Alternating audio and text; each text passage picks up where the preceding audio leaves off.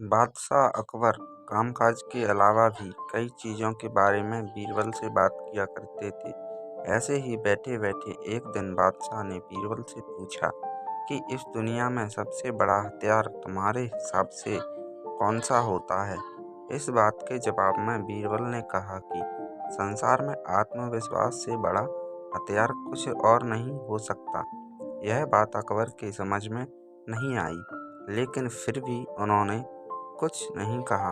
उनके मन में हुआ कि समय आने पर इस बात की परख की जाएगी। कुछ दिनों बाद राज्य में एक हाथी बेकाबू हो गया। पता करने पर समझ आया कि वो पागल हो गया है। उसे कर्मचारियों ने जंजीरों से जकड़ लिया था। इसकी खबर जैसे ही बादशाह को पहुंची तो उन्होंने सीधे महावत से कहा कि जब भी तुम्हें बीरबल आता दिखे तो हाथी की जंजीरों को खोल देना। यह सुनकर महावत हैरान हो गया, लेकिन बादशाह का आदेश था, इसलिए सिर झुकाकर चला गया। अब अकबर ने बीरबल को महावत के पास जाने के लिए कहा। महावत ने भी बादशाह के आदेश का पालन करते हुए बीरबल को आते देख हाथी को जंजीरों से आजाद कर दिया। बीरबल को इस बात की खबर नहीं थी, इसलिए वो आराम से चल रहे थे। तभी उनकी नज़र चिंगाड़ते हुए हाथी पर पड़ी। जैसे ही उन्होंने देखा कि हाथी उनकी तरफ आ रहा है, वो कुछ समझ नहीं पाए।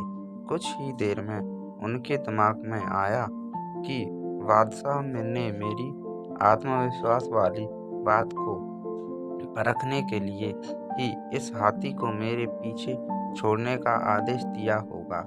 अब बीरबल इधर उधर भागने की सोच रहे थे, लेकिन ऐसा कुछ हो नहीं पाया। सामने से हाथी आ रहा था और अगल बगल में भागने की जगह नहीं थी। इतने में हाथी बीरबल के काफी करीब पहुंच गया।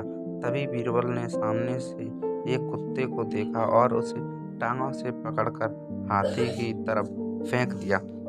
कुत्ता भौंकते हुए हाथी से टकराया। उसकी ऐसी चीखें सुनकर हाथी वापस उल्टी दिशा में भागने लगा। कुछ ही देर में इस बारे में बादशाह अकबर को पता चला। तब जाकर उन्होंने माना कि आत्मविश्वास ही मनुष्य का सबसे बड़ा हथियार है।